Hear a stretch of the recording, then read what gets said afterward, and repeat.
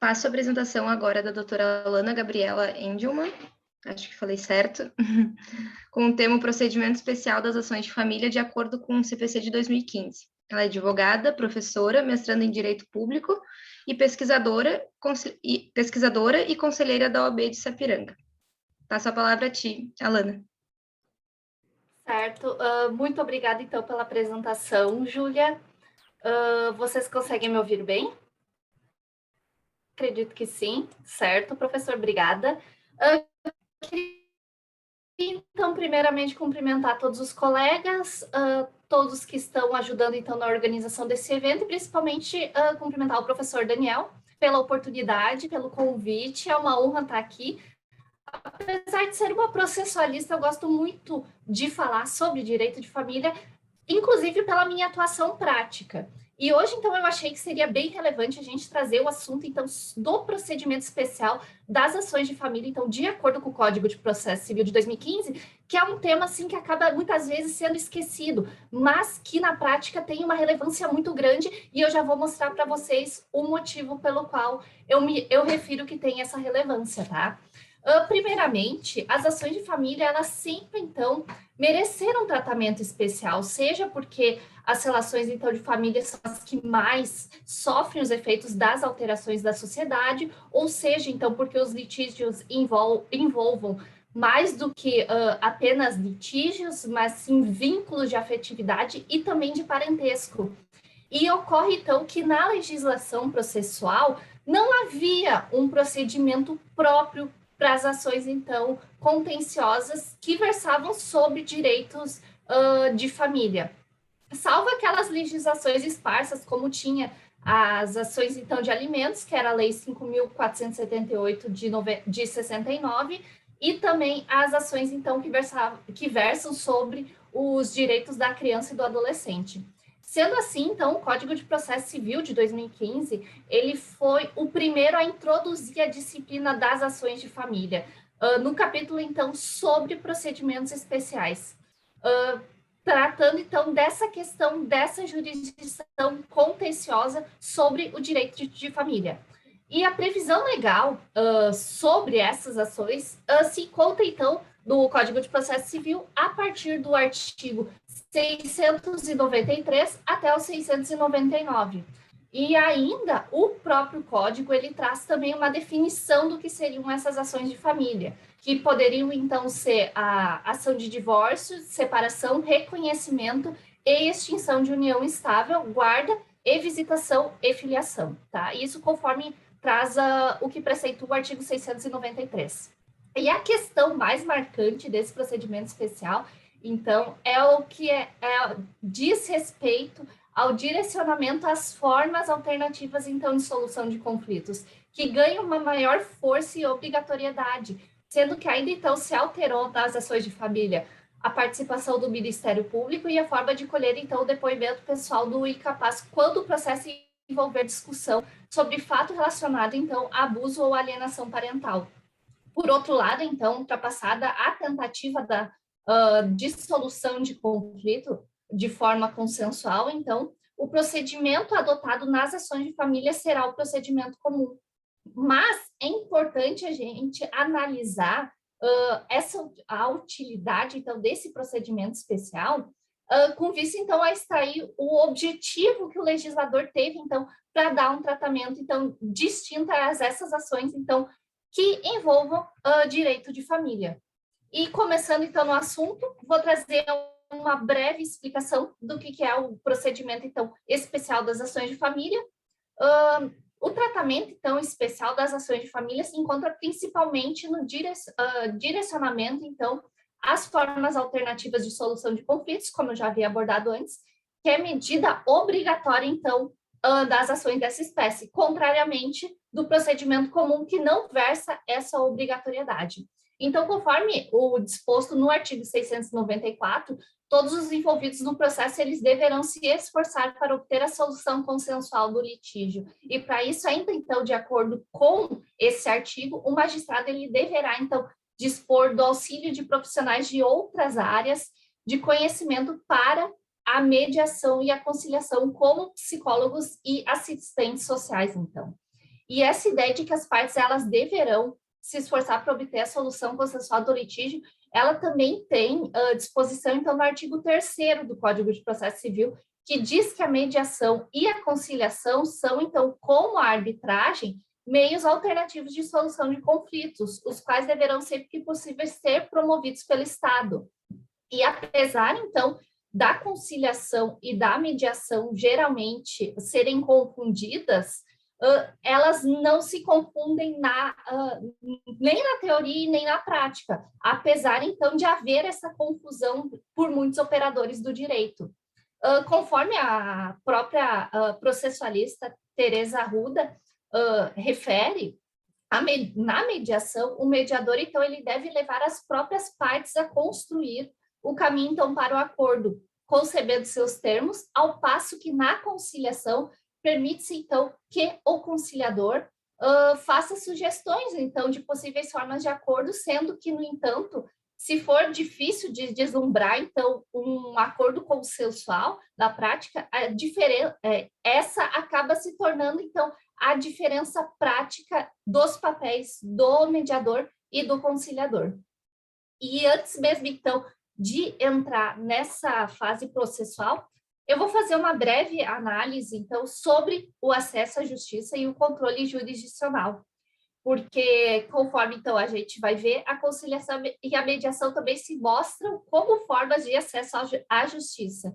E o princípio do acesso à justiça e da inafastabilidade do controle jurisdicional ou do direito da ação, eles também não se confundem. Apesar, então, de ambos serem princípios processuais constitucionais previstos no artigo 5º da Constituição,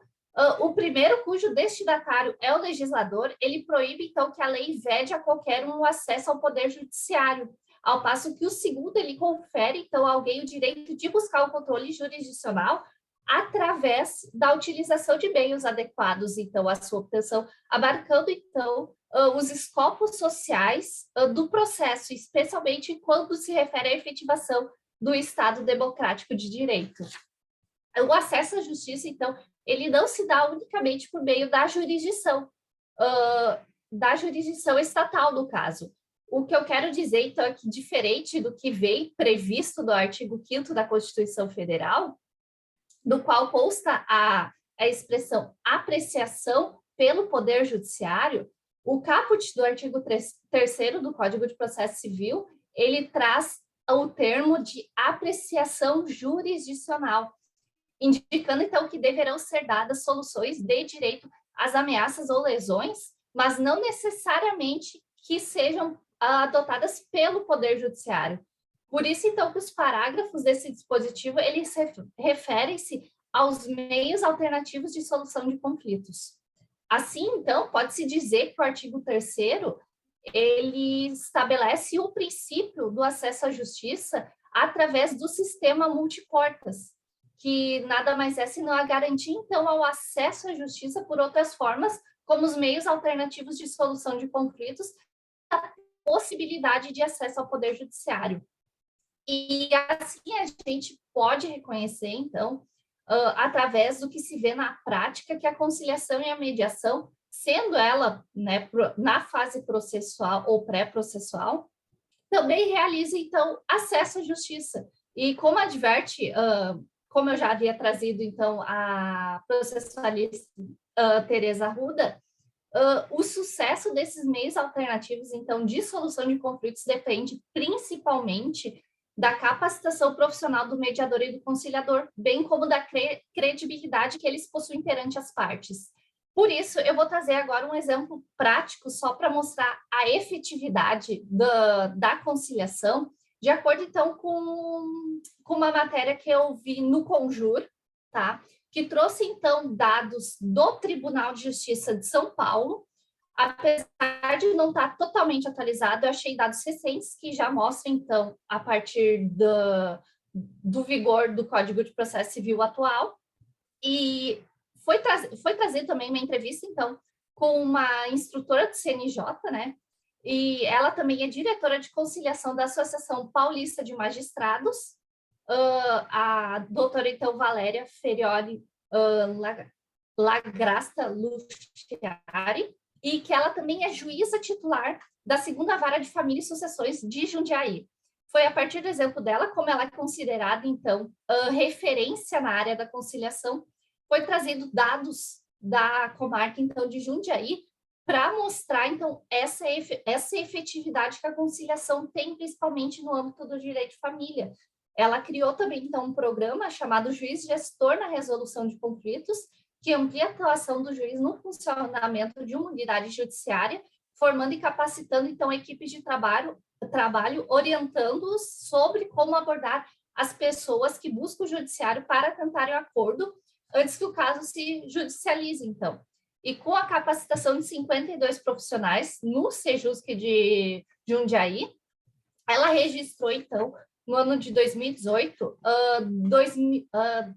2.500 acordos, então, na conciliação e na mediação. E, segundo a magistrada, esse número contribuiu para a diminuição de 34% dos processos distribuídos no fórum. E também contou que o índice, então, de acordo pré-processual familiar chegou a 90% dos casos. E na área civil, houve uma redução desse número para 55%. Então, e os casos de família que ela mais tem, então, na comarca de Jundiaí, diziam respeito, então, a divórcio, guarda de filhos, alimentos e também que versavam sobre o direito do idoso. E isso mostra, então, como tem uma maior efetividade nas conciliações quando elas dizem respeito ao direito de família. Para isso, eu trouxe, então, também essa tabelinha mostrando que o percentual de acordos, então, processuais, vamos supor, pegando o ano de 2017, foi de 61%, e que de pré-processuais foi de 83%. Isso é uma queda que nela mostrou de 34% do número de demandas. Isso acaba também por reduzir o trabalho do magistrado. E se a gente pegar, então, o relatório do CNJ em números, a gente vê que, no âmbito geral, o número não é muito grande de demandas que acabam tendo uma resolução consensual. Claro que todo ano a gente vê um breve aumento, mas que nem no último ano, nós tivemos um percentual, então, mais ou menos de 31,5%, então, de todos os processos que tramitaram no Poder Judiciário no Brasil, eles foram resolvidos, então, foram solucionados com a conciliação. Mas, então, só para trazer como a conciliação ela contribui para isso, eu vou voltar, então, agora para a questão do procedimento, tá? Falando, então, que, com fundamento no parágrafo 694, pretende as partes, então, em especial os litigantes das ações de família,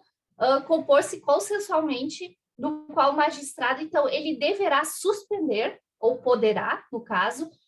suspender o processo, caso ele veja que as partes estão chegando num acordo, mas que elas ainda precisam de um tempo, que aquela única sessão ali não foi suficiente para elas chegarem a esse consenso. E essa suspensão, então, do processo também não se confunde com as outras suspensões previstas, então, no Código de Processo Civil. Mas falando agora sobre a audiência de conciliação e de mediação, que ela traz questões mais interessantes para a gente abordar aqui, a parte final, então, do caput de 695, ela descreve, então, as providências que serão tomadas se houver caso de tutela provisória e quando houver, então, uma ação de família, o magistrado então, deverá ordenar a citação do réu para comparecer à audiência de conciliação, sendo que esse mandado de citação ele vai ser desacompanhado, então, da cópia da petição inicial. Ainda, diferente do que ocorre no procedimento comum, a citação também ocorrerá com antecedência mínima de 15 dias da data da audiência, e a citação será feita na pessoa do réu. E ainda o parágrafo 4º traz a questão de que as partes elas deverão estar acompanhadas de seus advogados ou defensores públicos. Todas essas exigências são exclusivas das ações de direito de família e tem uma explicação bem lógica do legislador. Quando ele trouxe essa ideia, ele queria então que a parte ré fosse, digamos que desprevenida, que ela fosse assim com um objetivo maior de conciliar naquela primeira sessão de conciliação, naquela primeira audiência designada, que a parte fosse desarmada, sem saber sobre o que versava a presente demanda, por isso de ser desacompanhado da cópia da petição inicial. Por outro lado, até vou trazer uma crítica ao final sobre esse parágrafo primeiro, que na prática acaba muitas vezes sendo irrelevante. A questão da citação também ser efetuada mais próxima da audiência já também tem esse objetivo, e a questão, então, da obrigatoriedade das partes irem acompanhadas, então, de advogados ou de defensores públicos, o que acaba não acontecendo no procedimento comum, mas essa obrigatoriedade também tem o objetivo, então, das partes não serem lesadas durante essa audiência de conciliação. E o que é interessante que o próprio CPC traz no artigo 693 é que essa audiência, então, de conciliação, essa sessão de mediação, ela pode ser dividida em tantas quantas forem necessárias para a solução consensual, sem prejuízo, então, de providências jurisdicionais para evitar o perecimento do direito. E se, caso não seja chegado a um acordo, somente a partir desse momento é que, então, vai se adotar o procedimento comum e que daí, então, será entregue uma cópia da petição inicial para o réu, para ele tomar conhecimento de todos os pedidos da demanda, todos os fatos, até para ele poder contestar e também não ter ferido o seu direito, então, de defesa e também o devido processo legal. Por outro lado, ao final, então, já partindo para as minhas considerações finais sobre esse tema, eu trago uma questão crítica, digamos assim, sobre esse parágrafo 1º do artigo 695, que traz a questão do mandado de citação vir desacompanhado da petição inicial,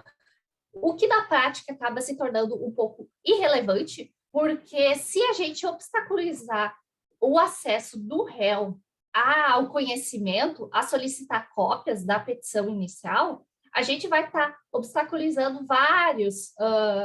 garantias constitucionais dele, principalmente a questão do devido processo legal, porque ele vai estar sendo privado, então, de tomar conhecimento sobre aquilo que ele está sendo, então, que ele está compondo aquele litígio. E nisso, então, grande parte da doutrina concorda com esse ponto de vista, então, de que é irrelevante essa questão de somente após frustrada a tentativa de conciliação de entregar uma cópia da petição inicial, exatamente por esses motivos, tá? Por outro lado,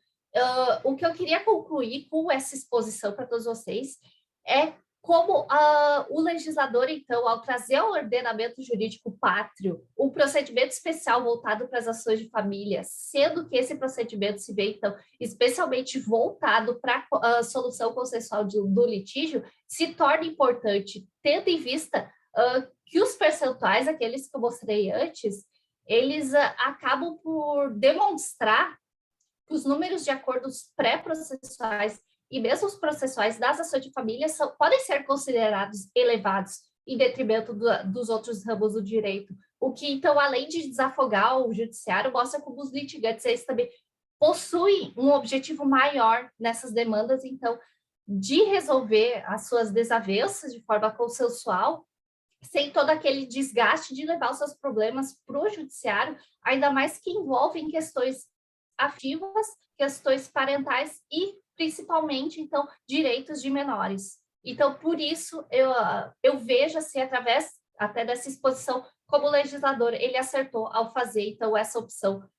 por um método, então, mais consensual nas ações de família. A princípio, então, seria essa minha exposição. Queria agradecer a todos, então, que prestigiaram, todos os presentes, todos que estão compondo também esse dia do Congresso, e mais uma vez, então, agradecer pela oportunidade a todos, principalmente ao professor Daniel. Muito obrigada.